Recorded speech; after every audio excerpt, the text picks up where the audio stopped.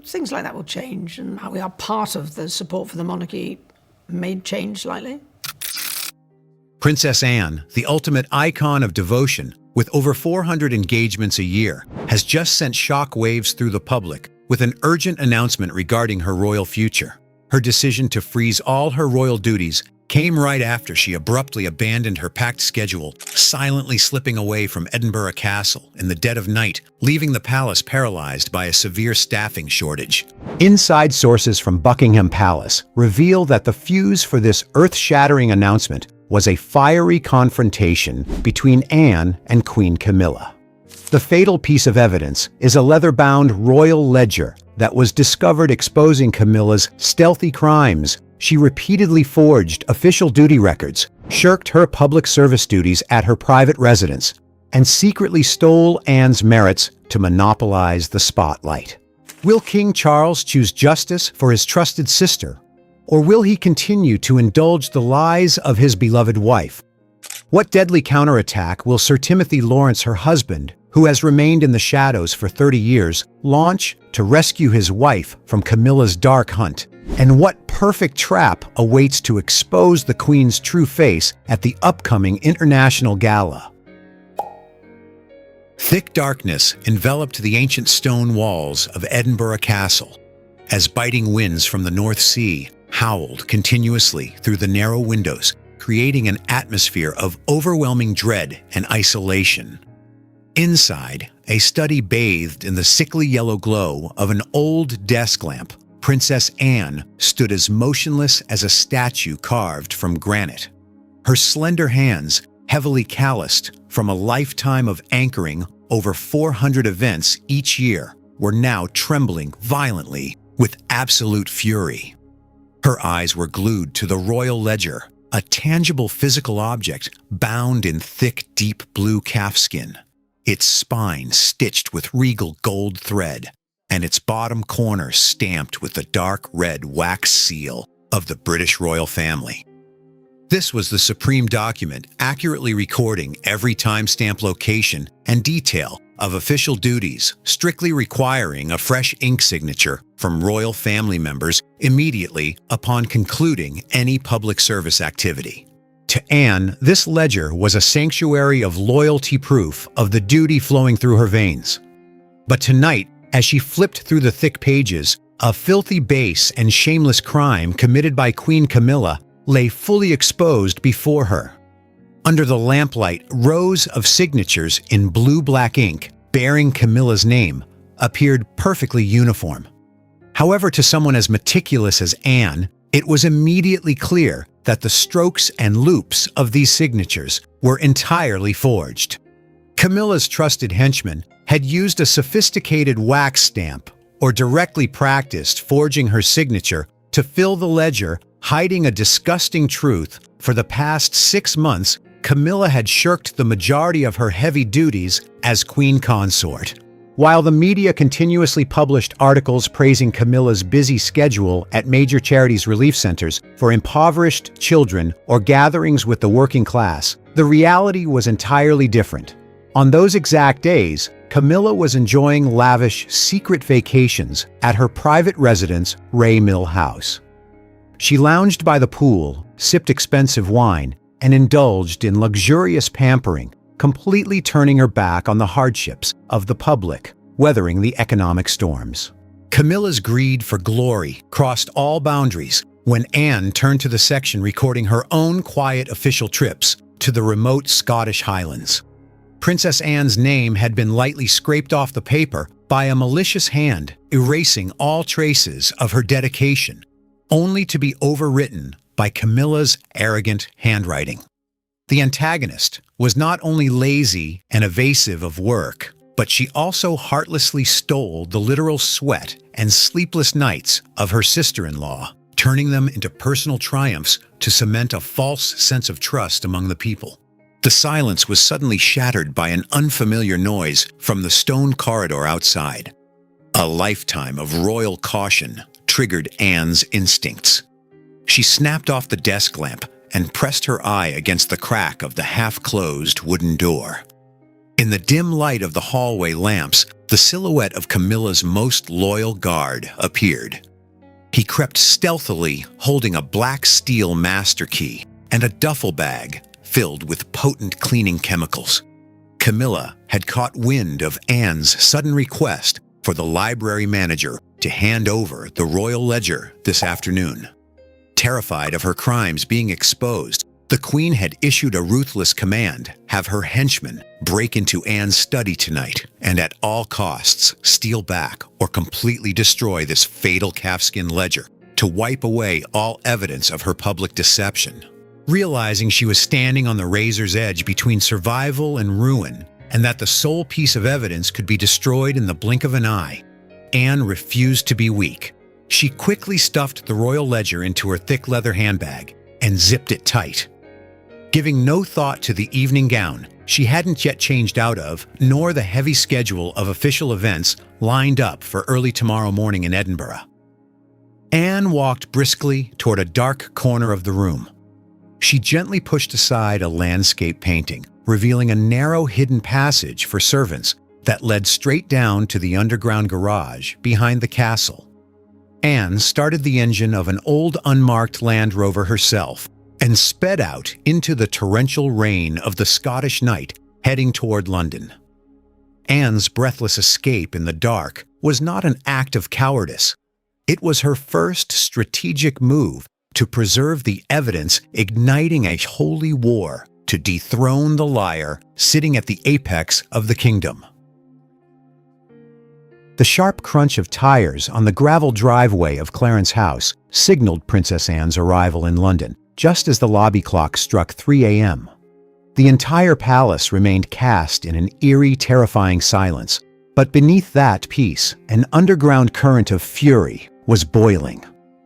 Anne stepped out of the vehicle, her face gaunt after the grueling overnight drive, but her eyes burned with an unshakable resolve. Avoiding the main lobby, where Camilla's guards kept watch, she used an old mechanical key dating back to the era of Queen Elizabeth II to unlock a hidden door, walking straight into the private library of King Charles. In the room heavy with the scent of sandalwood and pipe tobacco, King Charles sat hunched over in a dark leather armchair.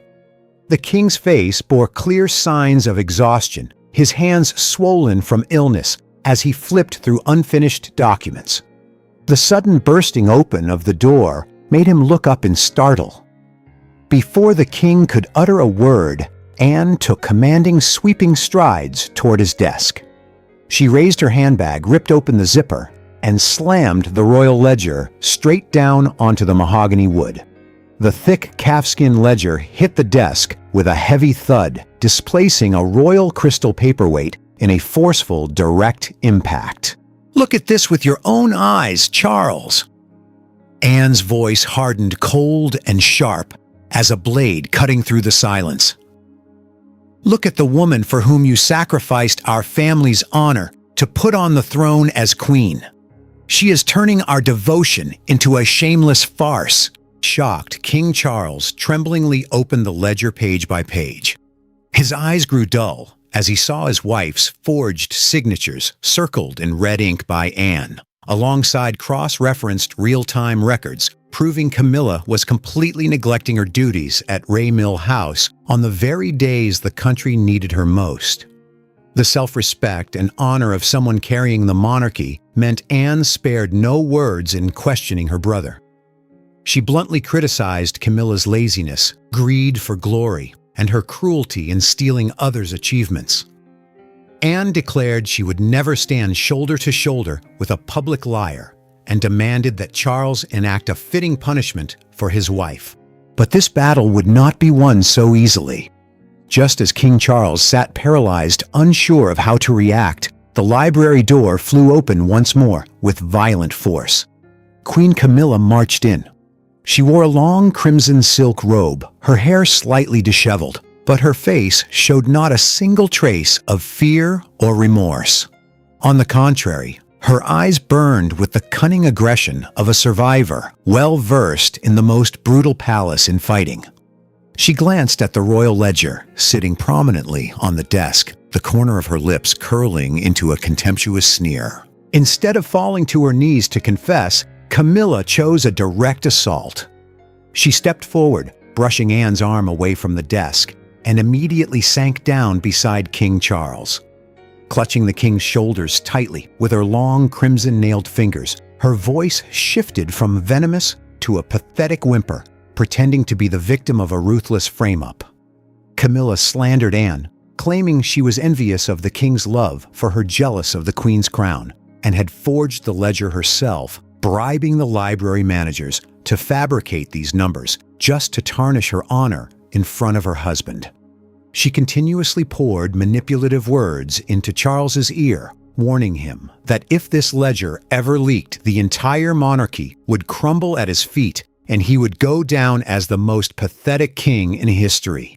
The inherent timidity and weakness of King Charles resurfaced under his beloved wife's masterful manipulation. He dared not face the truth, nor did he dare punish Camilla for fear that a storm of public outrage would tear the palace apart. In an act that betrayed his sister's absolute trust, King Charles stood up abruptly and snatched the royal ledger off the desk. Walking quickly to the corner of the room, he pushed a royal portrait aside, revealing his highly classified personal biometric safe. Charles threw the ledger inside, slamming the safe shut with the cold, mechanical click of a locking bolt. Turning back, he looked at Anne with an evasive gaze and ordered her to remain silent, return to her quarters, and never speak a single word of this incident again, to preserve the royal family's dignity. Standing behind him, Camilla glared at Anne with a look of supreme smugness and ultimate disdain. The villain had won a temporary victory through sheer cunning, leaving Anne to face an astronomical injustice. King Charles's ruthless suppression and Camilla's arrogant smirk could not break Princess Anne's iron will. To her honor and duty were not commodities to be bartered away in a locked room.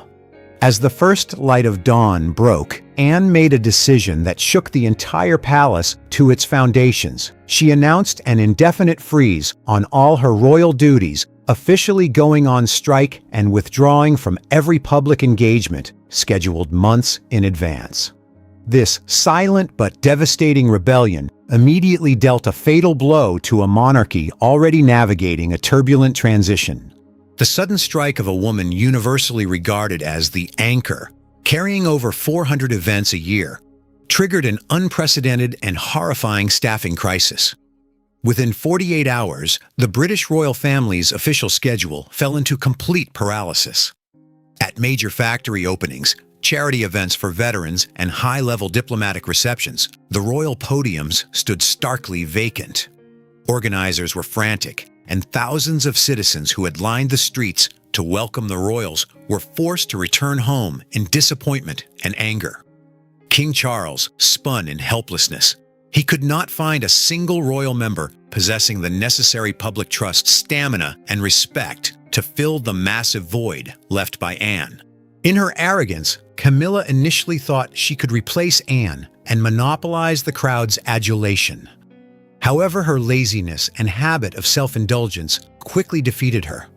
At an event to meet sanitation workers in London, Camilla appeared for a mere 10 minutes, her face visibly distorted with disgust at the foul odor, before she rushed back into her heavily tinted black limousine to flee, leaving hundreds of bewildered workers behind. Camilla's miserable failure only highlighted Anne's irreplaceable value, causing public resentment to boil over. The media began asking sharp-pointed questions about the true reason behind Princess Anne's sudden absence. Driven mad by being backed into a corner and terrified that her public deception would be fully exposed, Camilla decided to activate a ruthless, shadowy manhunt to eliminate Anne. She fully utilized the dirty media networks under her control, loyal tabloid editors and journalists, whom she kept well-fed with exclusive insider privileges. Instantly, a massive smear campaign was unleashed across the front pages of major tabloids.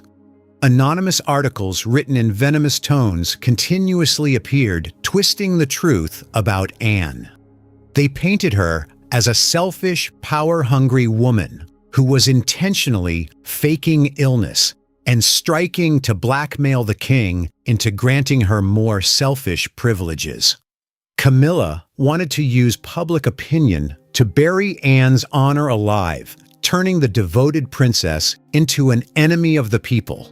At the same time, well aware that Anne was extremely cautious and might possess copies or secondary records of the royal ledger, Camilla issued a brutal command to her personal security detail. Under the official guise of ensuring internal security, she ordered her men to break into and ransack every corner of Anne's private quarters at Buckingham Palace.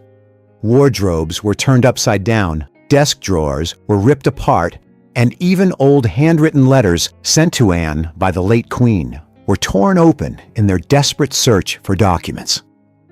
Every movement Anne made, every private phone call, and everyone she contacted were monitored 24/7 by Camilla's spies. Anne was forced into a precarious, isolated position, besieged within her own ancestral home by the villain's aggressive network. Just as Camilla's noose tightened to a suffocating degree, and Princess Anne seemed to have exhausted all options, a figure who had chosen to live in anonymity, walking 3 steps behind his wife for 30 years, officially stepped into the light. Sir Timothy Laurence. A former Royal Navy intelligence officer possessing a strategy-driven mind as cold as ice and an outstanding ability to read his opponents, Timothy could no longer remain silent as he watched the woman he loved slandered and driven to the brink by a creature as insidious as Camilla. He decided to activate his elite espionage skills to launch a reverse hunt against the perpetrator. Timothy understood that in this real-life game of court intrigue, verbal explanations or administrative documents were useless weapons against Camilla's cunning. The only way to win was to secure physical, tangible evidence, ironclad proof that would demolish the Queen directly in front of the public. He began by establishing a covert surveillance route to track Camilla's every move. Utilizing his deep knowledge of every nook and cranny of the palaces and the daily habits of the royals, Timothy discovered a fatal flaw in the Queen's routine. Twice a week at midnight, Camilla would sneak out of Clarence House via a secluded path used by gardeners heading toward the abandoned orchid greenhouse behind Kensington Palace. There, she held clandestine meetings with the editor-in-chief of London's most notorious tabloid to personally hand over dossiers smearing Anne and orchestrate fabricated articles. To avoid detection by the palace's advanced security scanners, Timothy completely abstained from the high-tech gear or digital tracking. Disguising himself as an underground heating technician, he hid within the dense shrubbery for hours in the bone-chilling cold. Armed with a classic mechanical film camera, equipped with a long-range telephoto lens, Timothy silently captured the entire crime scene the moment Camilla, her face twisted with malice, handed over the smear file to the editor-in-chief, accompanied by the satisfied smirk of a villain believing her plot was a flawless success. Every frame of that mechanical film was priceless evidence exposing the Queen's filthy internal sabotage.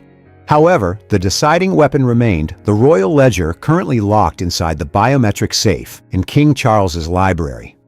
Timothy decided to execute a daring spy maneuver right in the heart of Clarence House.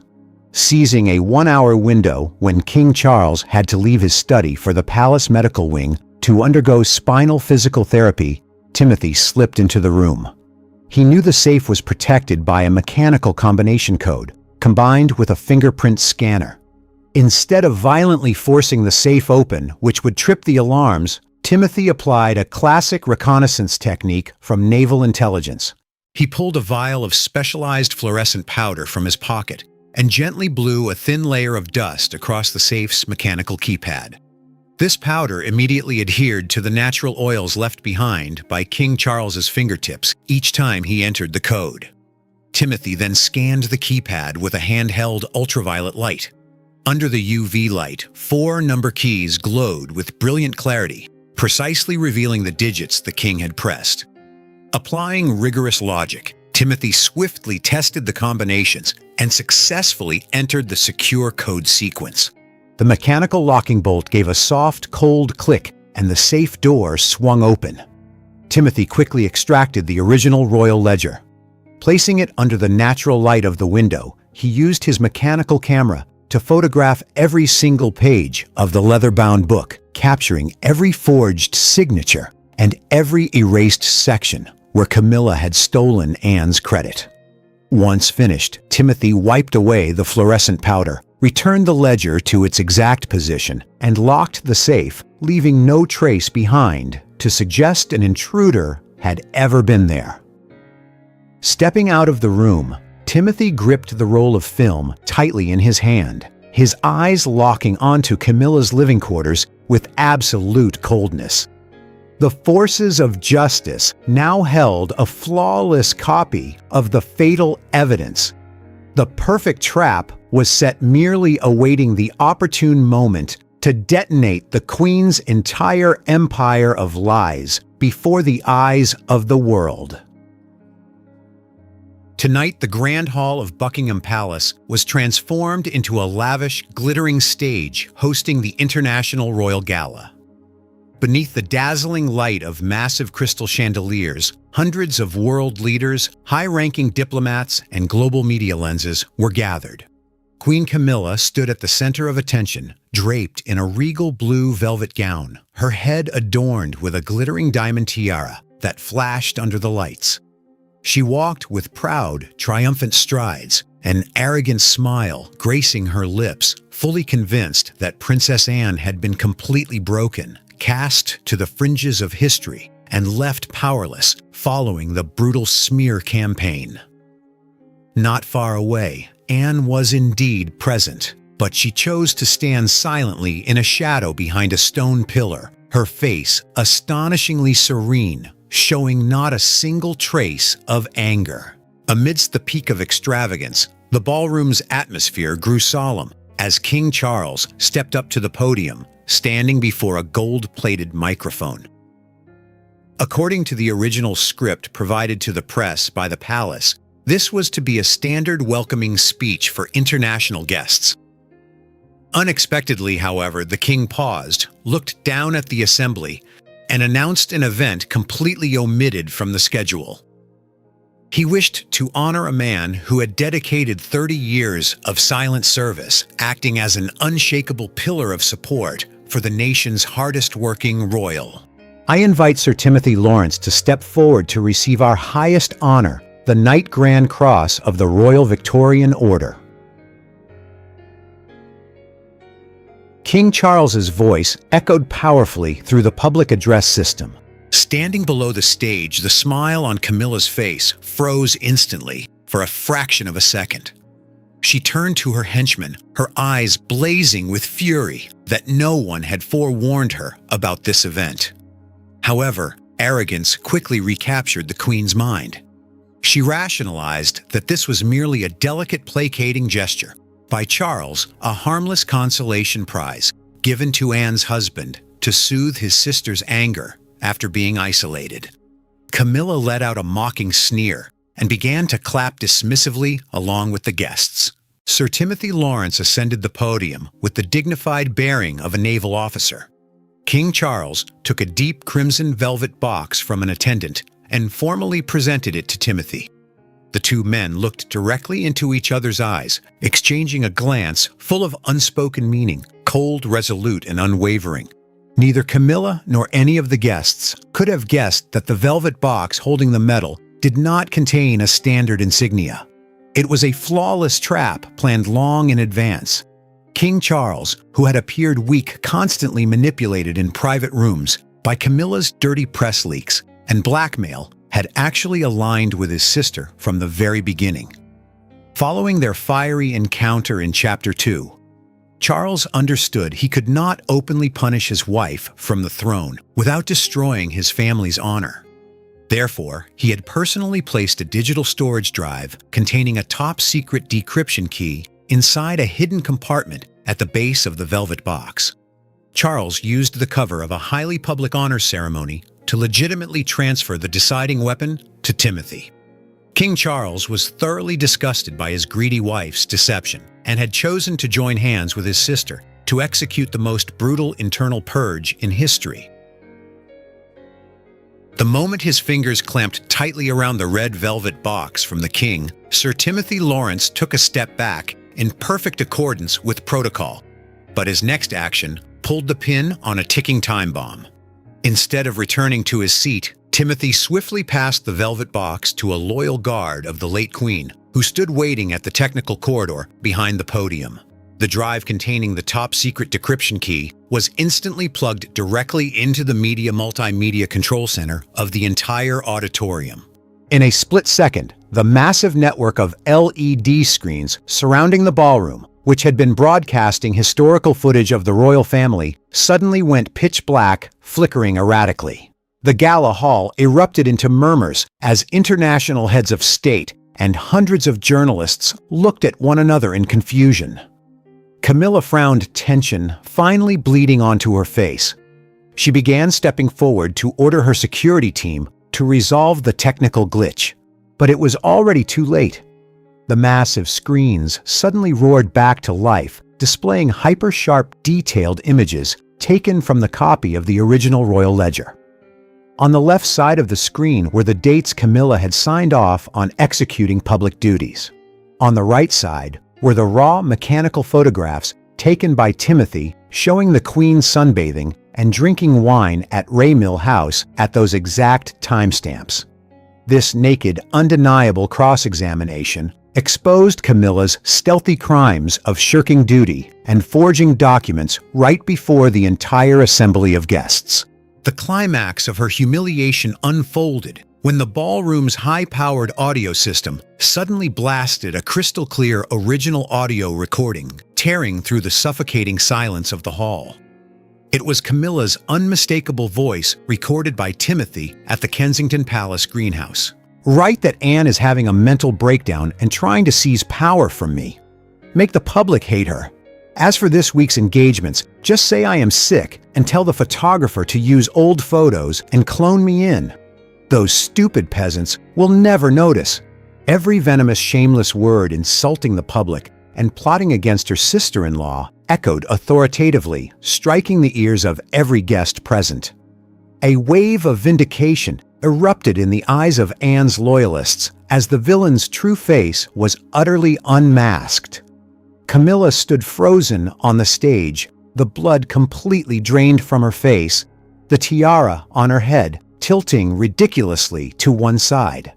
She stammered frantically, gesturing for her henchmen to cut the audio, but her feeble voice was completely drowned out by the furious whispers and the relentless rapid-fire clicking of international reporters' cameras. The camera flashes strobed continuously, serving as a visual death sentence for the deceptive woman's honor. The most devastating punishment was executed right at the scene of the crime witnessed by the entire world. King Charles walked up to Camilla, his face as cold as a slab of stone, devoid of any marital affection or hesitation. Before hundreds of camera lenses aimed directly at them, the king raised his hand and bluntly ripped the solid gold queen consort brooch from Camilla's shoulder, tossing it onto an attendant's silver tray. This act officially stripped her of her identity, revoking every privilege and royal presence within the House of Windsor. Instantly, two towering security officers stepped onto the stage. Eschewing polite invitations, they directly locked Camilla's arms and escorted her down the steps in absolute, utter humiliation. Camilla tried to turn her head to beg Charles for mercy, but the king had already turned his back. The villain was shoved into a black vehicle and banished from Buckingham Palace that very night with a single suitcase containing her personal clothes. She was exiled to a remote, isolated cottage in the rural mountains of Wales, where she would spend the rest of her days under strict guard surveillance, forever barred from public appearance, completely severed from all media contact, and left to endure the total freezing scorn of society. While Camilla paid an astronomical price for her crimes, Princess Anne and Sir Timothy Laurence stepped into the center of the podium, flanking King Charles. The auditorium suddenly erupted into a deafening standing ovation that lasted indefinitely from all the international guests. Their resolve, loyalty, and tactical brilliance had achieved a spectacular victory, returning Anne to her rightful place as the unshakable anchor holding the monarchy steady through the seismic storm. What are your thoughts on Camilla's devastating ending? Do you believe that being stripped of her crown and exiled to the isolated wilds of Wales is a fitting punishment for a villain who trampled on public trust, or is the royal family still pulling their punches to conceal a secret far more horrifying? Share your thoughts with us in the comment section. Remember to like, share, and subscribe for more. Also, click the next video showing on your screen. You will enjoy it.